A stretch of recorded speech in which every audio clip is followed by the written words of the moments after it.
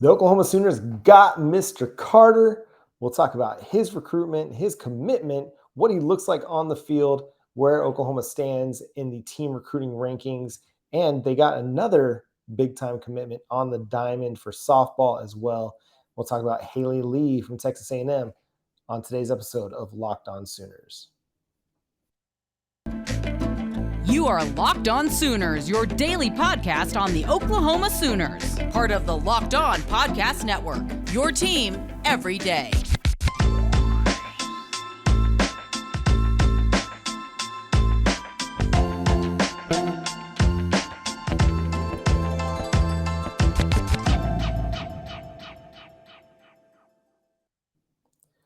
Hey there, Sooner Nation. Welcome to Locked On Sooners. I'd like to thank LinkedIn for being the official college football recruiting sponsor across the Locked On College Network. LinkedIn Jobs helps you find the candidates you want to talk to faster. Post your job for free at linkedin.com/lockedoncollege. Terms and conditions apply. Thank you for joining us. My name is John Williams. You can follow me on Twitter at John9Williams. You can read my work covering the Oklahoma Sooners over at the Sooners Wire. And also here with me is Josh Helmer from 94.7 The Ref in Norman. You can hear him from 9 to noon, Monday through Friday over there. You can also follow him on Twitter at JoshOnRef, and you can read his Iowa Hawkeyes work over at the Hawkeyes Wire, where he is the managing editor. Josh, how was your weekend, man? It was great weekend. Another commit for the Sooners, and we can officially say we got a top 10 class, John, for Oklahoma, thanks to Mr. Carter. Yes, Mr. Lewis Carter, four-star player, coming to the Oklahoma Sooners. He's considered an athlete, but he's someone who's going to be in the linebacker core, all things considered. But man, when I look at his huddle highlights, because don't have the benefit of the all 22 game film, so we're just looking at all the highlights that Huddle puts out there. It's a great resource, obviously a little bit limited. But this is a guy that is a jack of all trades. He can do quite a bit of everything. I mean, he plays both ways for his team in Tampa, Florida. One of the things that jumps off the screen first thing is his speed. Like, he just runs away from guys carrying the football. I feel like he could be a starting running back for a lot of FBS programs if he were to go that route.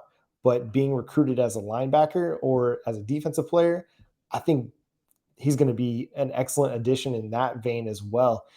He's somebody that plays fast wherever you put him. He lined up on the edge. He lined up as a middle linebacker. He lined up as a deep safety even at times. And it seems like he's a guy that Brent Venables is going to love having fun with, just figuring out where he wants to put him best. We talk a lot about, maybe a Jaron Kanak being an Isaiah Simmons type, someone that you can put in various spots on the football field. And Lewis Carter, to me, seems to be of that same ilk. That play speed that he has allows him to come downhill and hit fast. When he gets his hands on people, he brings them down. They don't get away from him, and he drives them backwards.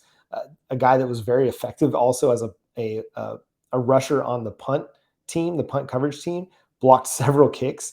I mean, literally a guy that can do just about everything. And one of the most impressive plays that I saw out of him was they ran a wheel route to the left sideline with him as a running back. And the ball was coming short, and he had the awareness to look back, see the ball, stop his route, and make that back shoulder catch, and then still pick up yards after the catch. Like, again, just seems like he has a really high football IQ and is going to be an excellent addition to the Oklahoma Sooners wherever they put him. It seems like it's going to be linebacker, but it would not surprise me to see them use him in a variety of ways as a box safety. I mean, he's got the athleticism and the speed to even play a deep safety if they need him to at times. Man, just a really, really strong commitment for the Oklahoma Sooners in getting Lewis Carter.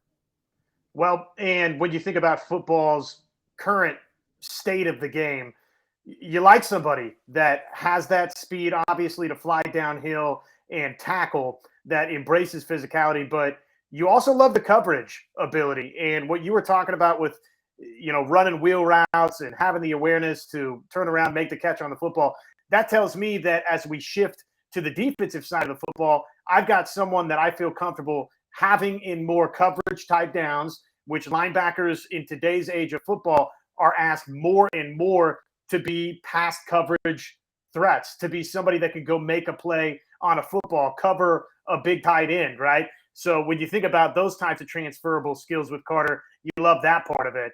Lewis Carter out of Tampa, the fifth, by the way, top 200 commit now, according to the 247 Sports composite in this class. And just going up and down the last several recruiting classes, you tell me if North Carolina fits into this for you, John, but a lot of Southeast type of talent that Oklahoma's bringing into the program. We knew that that was something that Brent Venables wanted to do, that he had established that recruiting portfolio, that recruiting background, and those ties out there in the Southeast. And again, another kid from Tampa, Florida, just furthers that Oklahoma's been able to do that.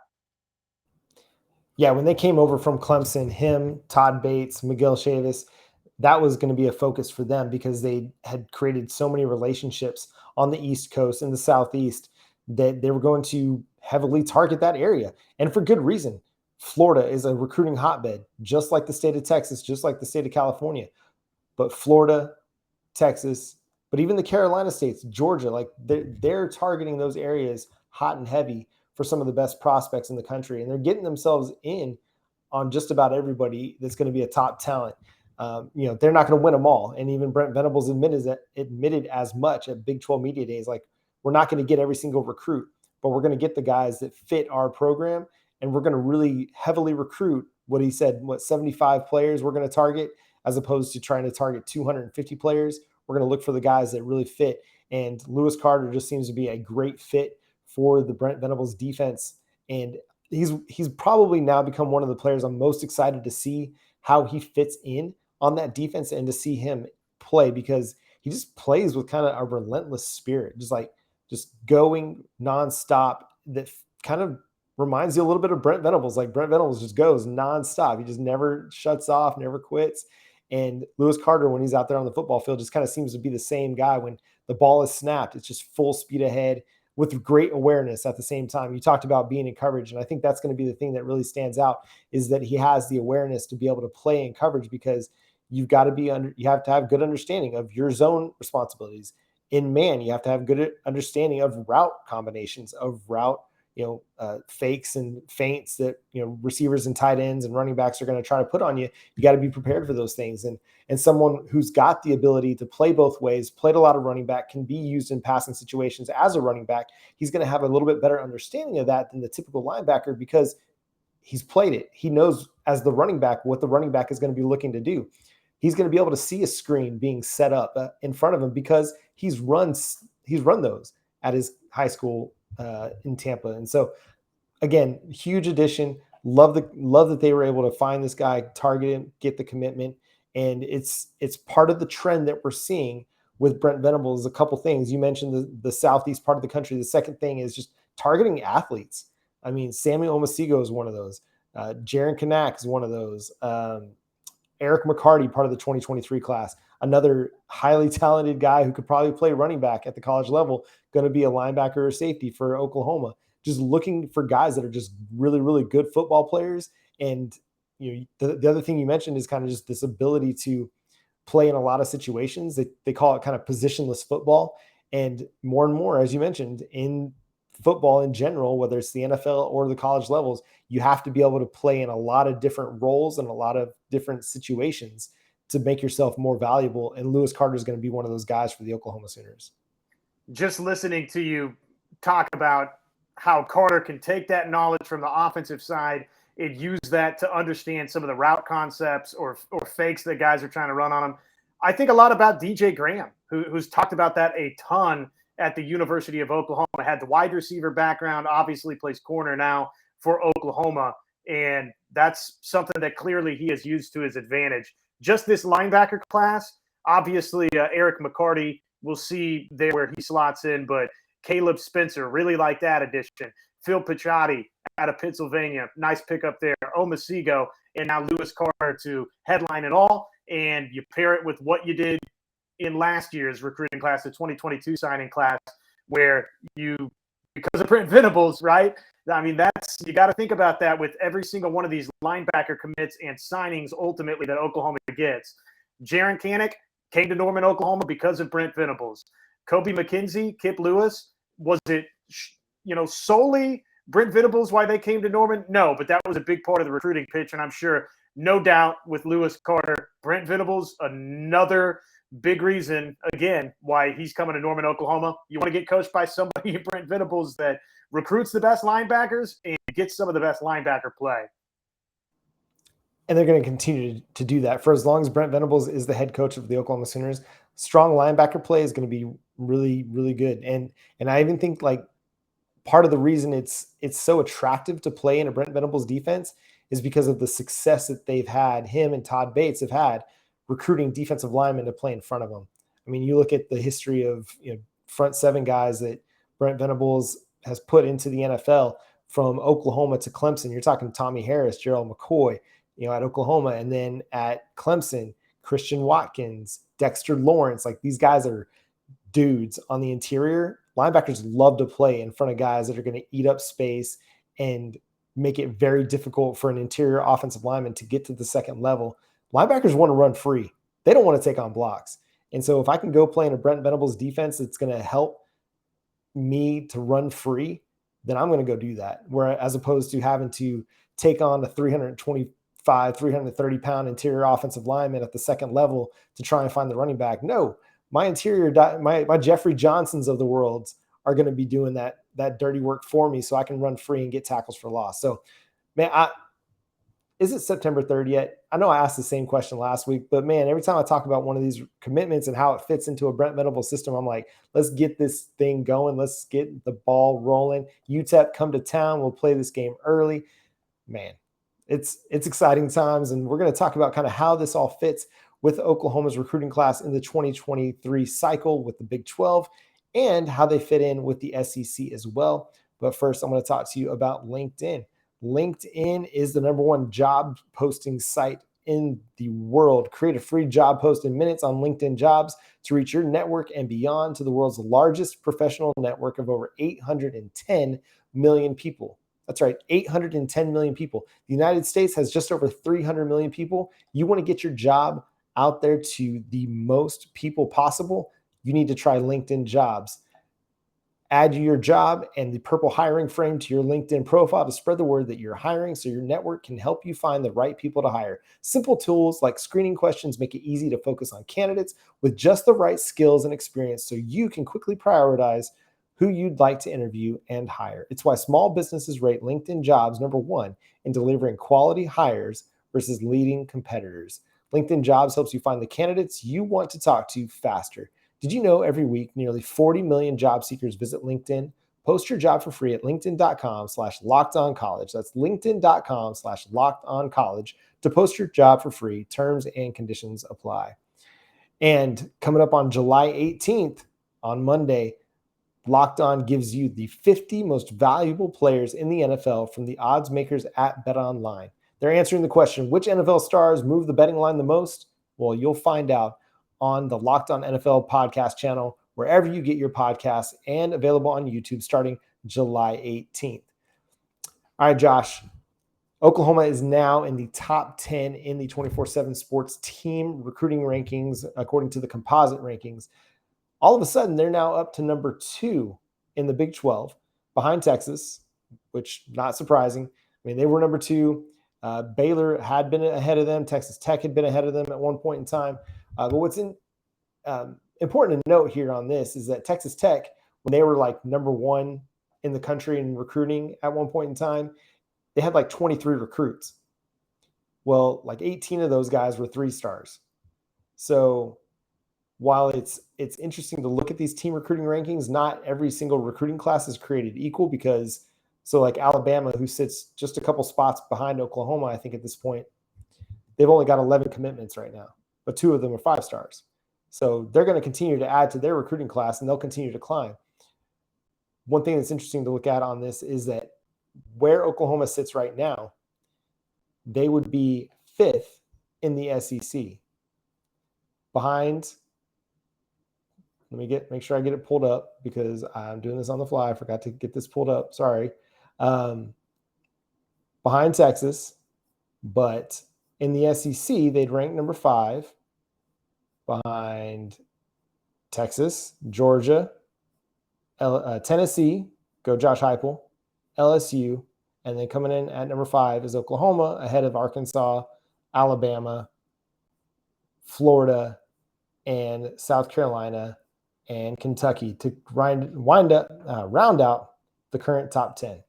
So why is that important, though? Why are we lumping Oklahoma's 2023 recruiting class in with the SEC? Because these are the guys that are going to be carrying you into the SEC, whether you go in 2023, 2024, or 2025. These guys are going to be playing the bulk of their careers in the SEC. I think that that's really important to note. Yeah, for this group, you do start thinking about how will they transition into the SEC. And you really, if you're Brent Venables and the rest of this coaching staff, you shape your recruiting philosophy around how can we get this roster, quote unquote, SEC ready. And I mean, just what you said right there. Sure, you can look at the very top of the board and you've got Ohio State with the nation's number 1 class right now, Notre Dame, Penn State's 3, Clemson's 4, and then obviously the SEC schools that you mentioned, including Texas. It's a who's who from the SEC right here toward the top of this recruiting rankings, and that's just going to be the case every single year. The teams that you're up against in terms of these recruiting rankings and who you're going to see on a week in, week out basis. You mentioned Kentucky was the 10th best class in the SEC, and nationally that's the number 47 class, which, hey, you drop a ways back once you start talking about Kentucky at number 47. But that kind of, though, puts it into perspective for you when you're talking about everybody in the world of college football. The 10th best in the SEC is Kentucky at number 47. And Alabama, obviously, they're right behind you at number 11. And they've only got 12 commits right now. You know that they're going to keep climbing. This is life as now you know it.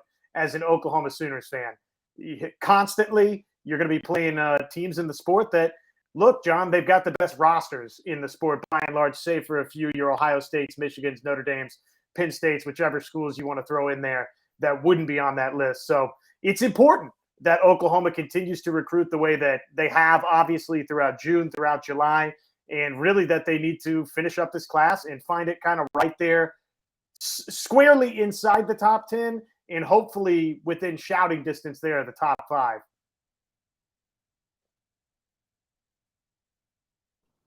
I think the thing that's really always stood out to me, Josh, is when I looked at the 2022 team rankings for the SEC, Vanderbilt, who had the worst class in the country, is one of the worst teams in the country, had the 32nd best class in the country, which was the worst class in the SEC. So if the worst recruiting class in the SEC is number 32, that's still better than pretty much everybody else in the Big 12 except for Texas and Oklahoma. Maybe Baylor and Oklahoma State might have been top 25, something like that. But to me, that's the thing that's indicative of just kind of the SEC drawing power. People, a lot of times they want to say, well, when Oklahoma goes to the Big 12 or goes to the SEC, when Texas goes to the SEC, their recruiting is going to take a hit because they're going to be competing with Alabama and Georgia and LSU. Well, they're already competing with those teams for the top talent.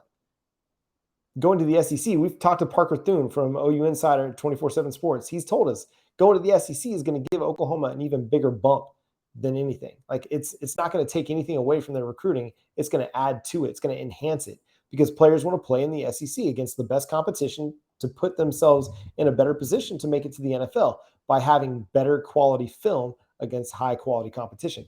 And so when you look at where Oklahoma stands now, they're number 5. There's a good chance that when they get that SEC bump, they're going to stay, number 5 in the SEC or higher. Like they'll be right there with the top tier teams in the country and in the SEC when it comes to team recruiting rankings. And so I just thought that was really, really interesting to see that. Like right now they're ahead of Alabama, although Alabama will still add to their class. They're ahead of Arkansas. But, I mean, right there with those teams that we consider kind of to be the top of the SEC and the Georgias, LSU, Floridas, and the Alabamas. So any other takeaways from just kind of where Oklahoma sits right now in the team recruiting rankings? Obviously a much better spot than 2 months ago for Oklahoma. We knew it was going to be a big summer. That has continued with the commitments of Dalen Smothers and Lewis Carter. I love that they're adding defensive talent. It's tough not to get, again, even minus Lincoln Riley, with some folks out there questioning what skill talent for OU is going to look like going forward. As I've said a million times here on the radio, any format that I get to broadcast, skill talent was never something that was ever going to concern me with the Oklahoma Sooners. So when they pick up this type of quality defensive commitment, that's so exciting for Oklahoma. And as an Oklahoma fan, you should be fired up about it, because that's historically here in years or so, that's been the missing link for Oklahoma, is getting that side of the football squared away. I'd love to see them continue adding up front with the defensive line additions. They could use a couple of highly rated guys there. They're going to desperately need that as we start, if we really wanted to dive into it and we start breaking down some of these top classes from these SEC schools, I think what you'll find is some of the top defensive linemen are in those classes for these SEC schools. So, and that's been the bread and butter of a Clemson's success in the ACC. I mean, we talk about some of the guys that Brent Venables and company have sent to the National Football League at Clemson. Well, guess what? A lot of those guys came up front on the defensive line. So I'd love to see OU continue adding there. Yeah, and they're in really good spot right now for the number 5 player in the country, and David Hicks. So like, there's a chance that they're going to be able to still add this high quality talent, because we're still just like 7 months away from 2023 signing day. So they've even got more potentially high level targets to add as the recruiting cycle continues on. I mean, July is not finished. We believe Anthony Evans is heading to or trending toward the Sooners, but that's going to be an August commitment. And there was one other that I couldn't remember off the top of my head, who's probably going to be more of an August commitment. Jacoby Johnson is still trending toward the Oklahoma Sooners as well. So still several more high-level commits or high-level targets that will end up, or probably will end up, with the Oklahoma Sooners down the line. Coming up next, we've got to talk about Patty Gasso. Just does it again, lands another high-level target in the transfer portal. We'll talk about that after we talk to you about our sponsors. Number one, BetOnline is your number one source for all your betting needs and sports info. Find all the latest sports developments, league reviews, and news, including this year's NHL playoffs in 2023 and Major League Baseball. But hey, get your future pick in there. Do you think the Colorado Avalanche are going to repeat as Stanley Cup champions? Go to BetOnline. You could probably wager on that futures bet. You can get in on Major League Baseball. BetOnline is your continued source for all your sports wagering information, including live betting, esports, and scores. BetOnline.net remains the best spot for all your sports scores, podcasts, and news this season. It's the fastest and easiest way to check in on all your favorite sports and events, including MMA, boxing, and golf. So head to the website today to use your mobile device to learn more about the trends and action. BetOnline is where the game starts. We've been telling you about it. We love our friends over at Homefield Apparel. You've probably already gone over to the website, homefieldapparel.com, and you've got your Sooner Magic shirts and more. 15 different pieces of apparel in the collection. That includes T-shirts, hoodies, crew necks, all the vintage marks. I love retro gear, and Homefield Apparel has got you covered on that front. New customers, of course, they can get 15% off their first purchase with Homefield with our code. That's right, our code Locked On Sooners at checkout over at homefieldapparel.com. And thanks for making Locked On Sooners your first listen every single day. We are free and available on all podcast platforms and over on YouTube as well. Help us reach our goal of 2,500 subscribers by the start of college football season. We're about 2,150 at the moment, so make sure you go and click that subscribe button, click the notification bell to let you know when new episodes drop. All right, Josh, Patty Gasso does it again, lands Haley Lee, catcher from Texas A&M. Haley Lee coming to the Sooners after batting over 400 for the Aggies, hitting 15 home runs with 45 RBIs, leading the Aggies in all 3 categories. Josh, just your initial takeaway when you heard the news on this. Oh, and shout out to Joey Helmer of OU Insider at 247 Sports for catching the breaking news on that front. He's the one that first kind of broke it that Haley Lee was going to be a Sooner. Huge addition, another huge addition. Now, obviously, you put it together with what Oklahoma had coming back. You think of just the star power already between T.R.A. Jennings and Jada Coleman, and in the circle with Nicole May and with Jordy Ball. And all of a sudden now you've brought in Alex Storako from Michigan, Alina Torres. You've brought in Sanders, and now you've brought in Haley Lee. So the roster continues to take shape for Oklahoma. And if you thought that OU was in any danger of taking this step back as a two-time defending national champion, there's an argument that by season's end next year, we're talking about again, John, remarkably, we could be 3 consecutive seasons where Oklahoma winds up as the college softball national champion. And oh, by the way, each season they were in the running for, is this the greatest college softball team of all time? Is this team better than the last Oklahoma team? I mean, I think that's at play here now when you start thinking about just all of these transfer additions that they've had, when you think about Storako, Torres, Sanders, and now Lee. Yeah, it's crazy to think that they could lose a player like Jocelyn Allo and still be the best team in the country by far. Like, they'll start the season as the number 1 team in the country again, and they lost the Barry Bonds of college softball, the Babe Ruth of college softball, whatever, the Lauren title Chamberlain of college softball. The Lauren Chamberlain of college softball, like, arguably the best hitter we've seen, and they're still going to be an incredible offensive lineup. They added 52 home runs between Haley Lee, Sydney Sanders, and Alina Torres. Just those 3 combined had 52 home runs last season. Tiare Jennings, who hit nearly 30 home runs in her second season with the Sooners, is going to get a little bit of protection of her own. Grace Lyons, who had more than 20 home runs, she's going to get some protection.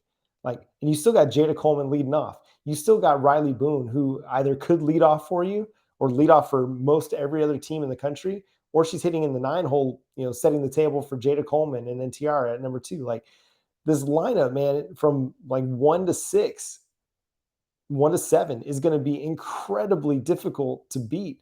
And I mean, it's like last year's lineup, only taken up a notch, where, I mean, you have this group of players and group of hitters. Who are you going to try and get out? Like, who are you going to, you can't pitch around anybody because, oh, look, there's another 20 home run hitter coming up next. Oh, look, there's somebody who hit over 400 coming up next. Like, what do you do if you're an opposing pitcher?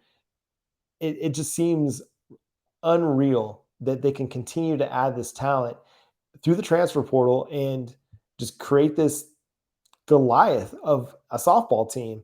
Now, Goliath lost in the end, but I don't think this Goliath is going to lose in the end and when things come to it, because they're just too good. I'm just flabbergasted that we can continue to add players of this magnitude. Now, Haley Lee playing catcher, it gives Patty Gasso somebody else to kind of platoon in there, like she did this past season with Kinsey Hansen and blanking on the other name as well. But she played multiple people at catcher and at first base, so she's got a nice group of players that she can put in the designated player role, the first base role at catcher. And it's going to be really fascinating to see how she constructs her lineups going into 2023. Amazing. It truly is amazing. And all of this is not to even touch on or mention some of the freshman additions that Oklahoma has in its signing class that we just haven't seen on the college stage yet. I know that Kirsten Deal, because she's the top pitcher, is getting a lot of attention, but it's going to be exciting. Hey, how about, real quick before we get out of here, how about our man, speaking of Diamond Sports, Cade Horton, the number 7 overall pick? We wondered what his end of season, what Oklahoma's march to the College World Series championship finals would look like, and how great Cade Horton was in Omaha, what that would mean for him. Well, ultimately it means he's the number 7 overall selection in the Major League Baseball draft to the Chicago Cubs. Yeah, I mean, he was on a tear, towards the end of the season, just from the Big 12 tournament through the NCAA tournament to the College World Series. I mean, he was just fire. I mean, he was money every time he stepped out on the field. Like, if you needed a big start from somebody, Cade Horton was that guy. I mean, Jake Bennett was fantastic as well in his own right, but Cade Horton was just, I mean, he was filthy. Like, every time he was out there on the mound, and, big shout out to him. This was the stat that it blew me away. So I was putting together the social media reactions post in reaction to him being drafted number 7 overall. And Mark Gonzalez, this is at MD Gonzalez, posted this on Twitter on Sunday night. He said, so in Horton's final 31 innings, so that's going to stretch more than 3 games, he went 3-0 with 49 strikeouts. 49 strikeouts in 31 innings. Just unreal when you break it down by those numbers. So congratulations to Cade Horton, man. Go be a Chicago Cub. Friend of the show, Keegan Renault, he's not happy about it as a tried and true St. Louis Cardinals fan. What's your Major League Baseball fandom? Are you Kansas City Royals because you're from that area? Okay. Yeah, I'm a Kansas City Royals fan, so Major League Baseball season doesn't really exist as far as I'm concerned in 2022. No, but I'm just happy for Cade, man. I think it's a nice landing spot for him. The Windy City, once he inevitably gets up there, is going to absolutely love him. Sky's the limit for the kid. Norman's own Cade Horton. Pretty awesome. Yeah, that is pretty awesome. And as a Texas Rangers fan, anything that could potentially cause pain and suffering to the St. Louis Cardinals, I'm on board for. So, Cade, go crush it up there in the Windy City. Congratulations to you. And that's going to do it for today's episode of Locked On Sooners. Thanks so much for tuning in and subscribing to the show wherever you get your podcasts. We're free and available on all platforms, including YouTube. So go click the subscribe button over there, hit the notification bell, and drop a like as well. Make sure you check out us on Twitter at Josh on Ref for Josh, at John 9 Williams for me. Go listen to Josh on 94.7 The Ref in Norman from Monday through Friday from 9 to noon. You can also check him out on the Sports Talk app. That's right. KREF app. Just search KREF and you can find us there. Streaming worldwide for free, John, which everybody loves. There you go. Streaming worldwide for free on the KREF app. And we'll be back later this week to continue to talk about the Oklahoma Sooners. We're going to start diving into our positional previews for the 2022 college football season. We'll check out where Oklahoma stands in some of these preseason rankings as well. But until next time, he's Josh Helmer. I'm John Williams. Boomer Sooner.